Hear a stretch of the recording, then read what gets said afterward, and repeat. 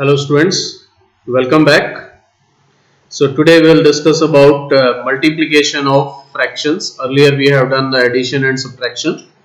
Now multiplication, these also though you have done, let us do it again, revise the things. First of all is multiplying with a whole number. Suppose you want to multiply a fraction with a whole number. For example, say 2 multiplied by 3 upon 4. Now 2 is a whole number and 3 upon 4 is a fraction. So 2 multiply 3 upon 4. What you will do? You will multiply it like this. The whole number will be multiplied to the numerator. So 2 multiply 3 upon 4. It will be written like this. The whole number will be always multiplied with the numerator. And 2 multiply 3 is 6 upon 4. Now when you write like this, when you get the result as 6 upon 4, now here what you have to do is, you have to reduce them to the lowest form. Reducing them to the lowest form means the numerator is 6 and denominator is 4. And both these numbers, they are divisible by 2. You can divide both 6 and 4 by 2. So we will divide 6 by 2. You get it as 3. If you divide 4 by 2, you get 2. So what is your final result? 3 upon 2. And as I told you that whenever you get a mixed improper fraction as result, you will convert this into mixed fraction. So 3 upon 2 when converted into mixed fraction becomes 1 upon 2. So in this way you can multiply a whole number with a fraction. Now this was an proper fraction. Whether it is an improper, then also you will have to do the same. Say 3 multiply 5 upon 6. Not 5, sorry. Let it be 9 upon 6.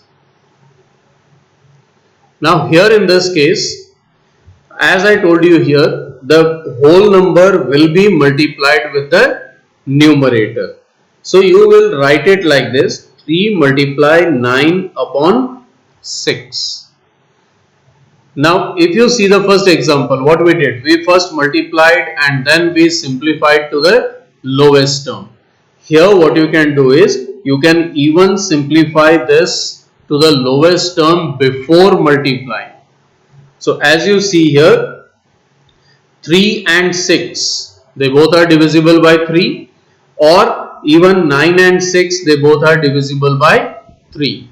So take any one of these two, 3 and 9, and simplify with 6. Say 3 1 times is 3 and 3 2 times is 6. So what does this give you? This give you 9 upon 2. And 9 upon 2 when converted into mixed fraction, 2 4 times 8 and 1 upon 2. So you have 4 1 upon 2. Now even if you have a mixed fraction, suppose you have 5 multiplied by 2 1 upon 3.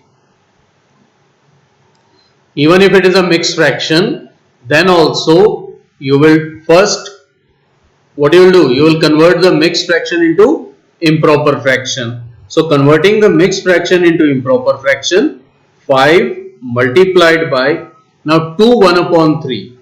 Convert it into improper. 3 2 times is 6 plus 1 7. So it is 7 upon 3. Now you have to multiply 5 and 7 upon 3. So what it is? 5 multiplies 7 upon 3.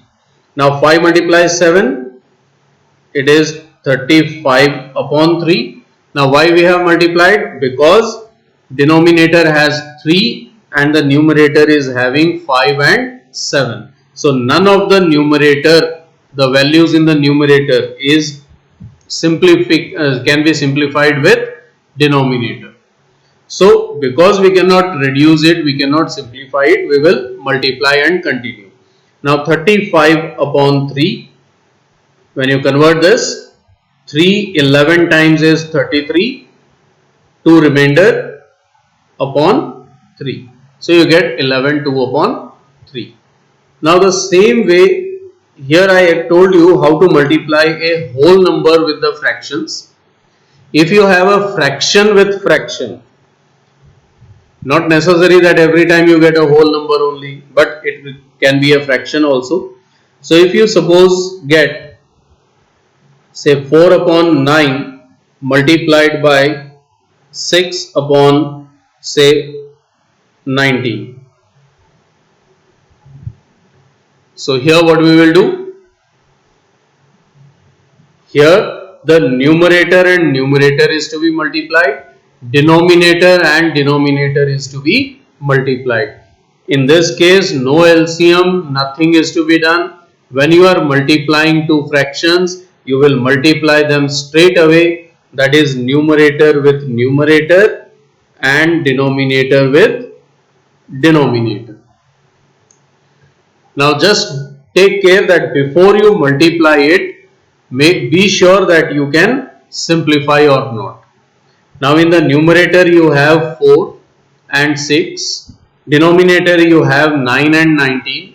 So any number from the numerator and denominator, if they are divisible by the same number, try to simplify it, try to divide them. So 4 is neither simplified or divisible anywhere with common 9 and 19, whereas 6 and 9, now these two numbers, one from numerator and one from denominator, if you see these can be divisible, these are divisible by 2, so 2 3 times 6 and 2 3 times, sorry, they are divisible on the table of 3, 3 2 times 6 and 3 3 times 9. Nothing else can be simplified. So now you are left with 4 and 2 in the numerator. So 4 multiplied 2 gives you 8, and you have 3 and 19 in the denominator. So 19 and 3 when multiplied you get 57. So 8 upon 57. Now this is what type of fraction? This is a proper fraction. Why proper? Because numerator is smaller than the denominator. And if you are getting a proper fraction, this itself will be your answer. So in this way you can even multiply not only two fractions, but if there are more than two, then also it can be done. For example, if suppose you get 1 upon 2 multiplied by 3 upon 8 multiplied by 16 upon 15. Here there are three fractions now to be multiplied. Multiply them. What you will do? Numerators with numerator. So 1 multiply 3 multiply 16, and all the denominators will be multiplied, that is 2 multiply 8 multiply 15. Now before solving further, before multiplying, check whether these numbers, these numerator and denominators can be simplified or not. It is possible. 3 and 15, these both numbers, they are divisible by 3. 3 1 times is 3 and 3 5 times is 15. 8 and 16 can be simplified on the table of 8. 8 1 times 8, 8 2 times is 16. And this 2 which we got can be further simplified with this 2 in the denominator. So 2 1 times and 2 1 times. So what you have now left in the numerator? 1 1 and 1. So 1 multiply 1 gives you 1, and 1 multiply 5, this gives you 5. So you have 1 upon 5 as the total product. Whatever the answer you get on multiplying, that is known as product. So when we find the product or multiply 1 upon 2, 3 upon 8 and 16 upon 15, we get 1 upon 5 as the product. In between, if there is any mixed fraction, what you will do is you will take care that that mixed fraction is first converted into improper fraction. So you will have to first convert them into improper fraction and then do it. So this was one, and there is one more part in this, that is the operation of, using of. So this also it is used sometimes. If say it is asked to you that what find 1 upon 3 of say 6 upon 11. So 1 upon 3 of 6 upon 11. Now what is done in this case? Here this of means you have to multiply. So 1 upon 3 of 6 upon 11 means 1 upon 3 multiply 6 upon 11. And here now this multiplication, same as I have told you earlier, 3 and 6 can be simplified. So 3 one times, 3 two times. So you get 2 upon 11 as the product. So what is 1/3? 1 upon 3 means 1/3. 1/3 of 6 upon 11 is 2 upon 11. You can be asked anyway, say what is 1 upon 5 of 1 hour. It can be asked to you, what is 1 upon 5 of 1 hour. Now 1 upon 5 of 1 hour means 1 upon 5 multiply 1, that is 1 upon 5 hour. But it is in hour, you can convert it into minutes. 1 hour equals to 60 minutes, so it becomes 1 upon 5 multiply 60. So 12 5 times is 60. So it is 12 minutes. So 1/5 of 1 hour means 12 minutes. So in this way, this operation of can be utilized, can be used to do. Now based on these, you have some questions in your exercise. Let me show you. Now this is your exercise 2.2. The first question, it says, which of the drawings A to D, there are 4 drawings given to you. You have to tell which of these drawings show 2 multiply 1 upon 5. So 2 times 1 upon 5. You have to tell that which of these drawings show it. So 2 multiply 1 upon 5 means 1 upon 5 is taken 2 times. Now this figure, if you see, each figure, the shaded part, you know how to write the shaded part in fractions. This shows 2 upon 3, 2 upon 3 and 2 upon 3. So 2 upon 3 here is 3 times. So this is not to be there. So this figure, if you see here, 2 upon 3 3 times, this shows. So the first figure is matched with third part. Second figure, if you see, this is 1 upon 2, this is 1 upon 2, and how many times it is taken? 2 times. So it becomes a part of second.